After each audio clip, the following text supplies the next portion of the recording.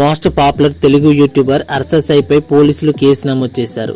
తనను పెళ్లి చేసుకుంటానని మోసం చేశాడంటూ బిగ్ బాస్ ద్వారా ఫేమ్ అయిన ఓ యువతి నర్సింగ్ పోలీసులకు కంప్లైంట్ చేసింది. అడ్వకేట్ తో యువతి కలిసి పోలీస్ స్టేషన్ కు చేరుకొని హర్ష సాయిపై కంప్లైంట్ చేసింది.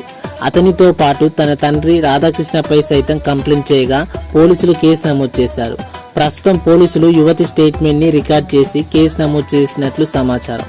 అయితే హర్ష సాయి ఆ అమ్మాయిని పెళ్లి చేసుకుంటానని చెప్పి 2 కోట్ల వరకు డబ్బులు తీసుకొని మోసం చేశాడని ఆ అమ్మాయి కంప్లైంట్ ఇచ్చింది.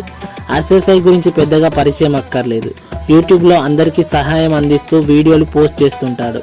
అయితే స్వీయ దర్శకత్వంలో హీరోగా మెగా పేరుతో చిత్రాన్ని సైతం తెరకెక్కిస్తున్నాడు. ఈ మూవీలో మిత్రా శర్మ హీరోయిన్ గా నటించడంతో పాటు నిర్మాతగాను వ్యవహరిస్తున్నది. ఆ అమ్మాయి ఇచ్చిన కంప్లైంట్ ఎంతవరకు నిజం, ఈ కేసుపై హర్ష సాయి ఎలా స్పందిస్తాడో చూడాలి. ఫ్రెండ్స్, హర్ష సాయి గురించి మీరేమనుకుంటున్నారో ఖచ్చితంగా కామెంట్ చేయండి.